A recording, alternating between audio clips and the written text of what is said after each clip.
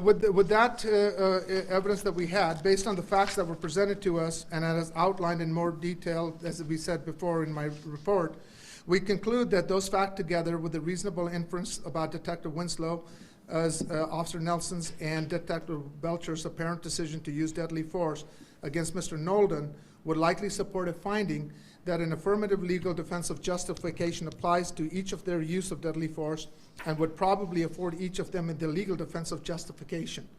Because we believe a jury would likely find that the facts and a reasonable inferences satisfy the elements of affirmative legal defense of justification and afford each of them a legal defense to a criminal charge, we declare to file criminal charges against Detective Winslow, Officer Nelson, and Detective Belcher for their respective use of deadly force in this matter.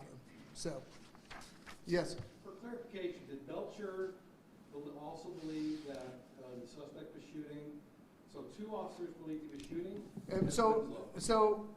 Officer Nelson is the one who sees the first gun raised, and he then is responding to that. Belcher says that what he sees is that he sees the gun go up, and he's got Winslow there, and he's reacting to that. So he's already made the decision and is reacting to that, but he didn't share that he felt that he had been fired upon. But this is kind of happening really quick. So what happens is the best that we can do is the shot is fired, and Winslow is moving, and he's making, just as that shot is fired, he's firing. So, but he doesn't tell us whether he thinks that. What Winslow says is, I see him go up, point, and there's other officers who said that they see him sort of doing this motion, like he's trying to squeeze the trigger. But what we later determined is that he never got a round off, but he thought he was going to fire, but the safety was on, right? So within that short thing, the shot is just fractional. As she hears the shot, she's moving, he's already made the decision at the same time, firing almost simultaneously. Just is a fraction difference, and she feels the concussive force. She's the only one who sort of gives us that. But Belcher fired because he saw her being targeted with the gun coming up, and had already made the decision. Winslow is feeling a concussion from the bullet coming from Belcher. Belcher. Right. Right. So it's not Nelson's bullet. No. Yes. This way rather than that. So if you think of it as pop, action, concussion, right? So it's almost simultaneously. That's why she's thinking that she's getting fired upon. And what the slowing down and frame by frame allows us to show is that as Belcher comes up, the reason he's coming up, remember, Winslow is entering her simultaneously. He's already also noticed the gun. So he's going up, she's coming in, that gun is coming up, she's reacting, he's already made the decision to fire because he's already seen that he's taken an aim at her. Okay? On that point, Nelson sees the gun, Nelson fires. Belcher hears that shot, fires himself, or just did he?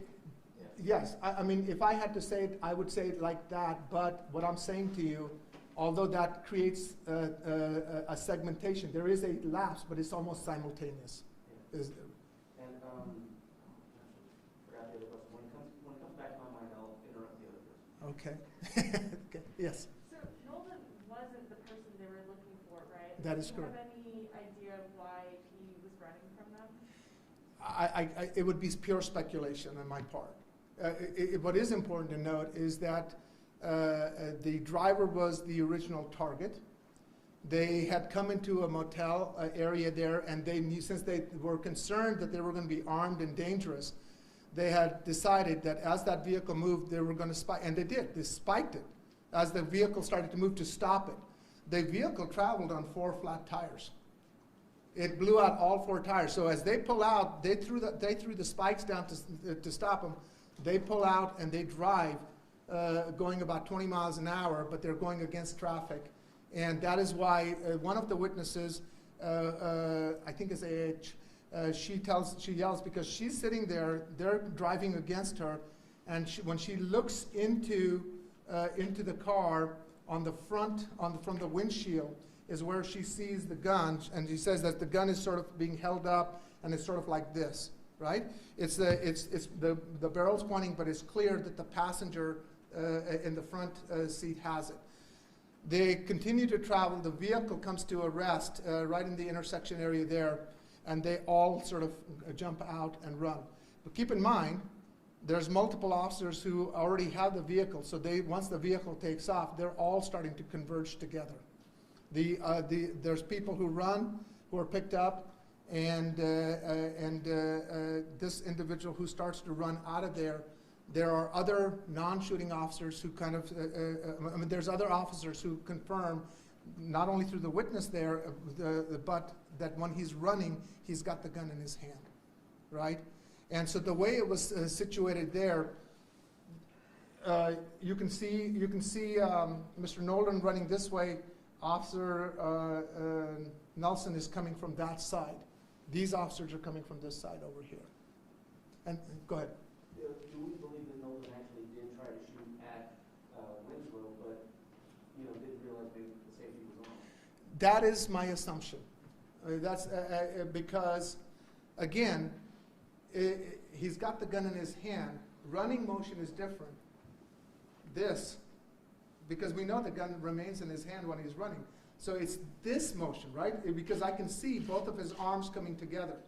So one thing I do know is there is a presentment that has occurred. He is certainly acquiring or presenting to Officer Winslow or Detective Belcher, because those are the two officers in his line of sight, right? Remember, Winslow's got the taser. She's got that sort of angle. She's cutting the angle. She's coming down to intercept him on the sidewalk. That's the angle that she's coming from, right? So he's going to run right into her.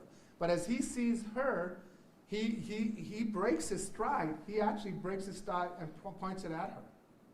Now, she is saying, and another officer saying that they actually see a sort of a squeezing. They see a motion that's, at least from their perspective, consistent with, and I can't rule out. So even if I don't want to speculate about that, what I can definitively conclude is that he did present and point the weapon in the direction of either Detective Belcher or Detective Winslow. Remember, Belcher is to the left and a little bit behind Winslow. He's seeing the same motion as well, and he's also responding to that threat. And that's why you see his hand come up from low ready to full to acquire the line of sight to make a firing decision. He sees the gun go up. He sees that he's either going to shoot Winslow or he's going to shoot him, or the people that are behind him are going to get hit. So he's made the decision that he's presented the danger and he's going to fire. So as soon as, and that's why, like I said, it was interesting to catch that frame, because you can see the body language of Detective Winslow. She's at full strength running with taser. She comes to a stop, and she's it's not like she's looking this way. She's seeing who's there. She's being acquired, and she's making that because she sees the danger to herself. And that is when Belcher fires as well. Yes, ma'am. Were the other officers wearing body cameras? We have the body footage that we do. We did not have it from the other shooting officers. Why not? That is a good question for you to ask to their chief. So you know what my position historically has been in this day and time and technology that's available. I think that, let me be very clear what my position is. What a body camera sees is not what an officer sees. And I always want to preface it that way, because everybody thinks that a body camera is what the officer is seeing. Body cameras are generally placed on the front part of the body. My head is on a swivel. I see a lot.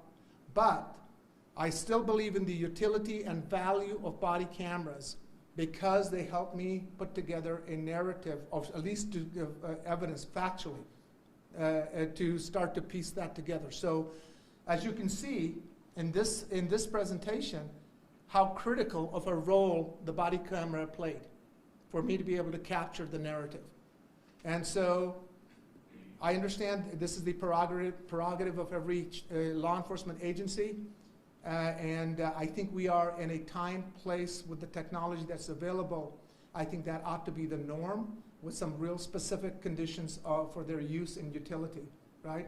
I'm very glad that Officer Belcher, because in this scenario, the officers did what they were trained to do because they perceived the threat.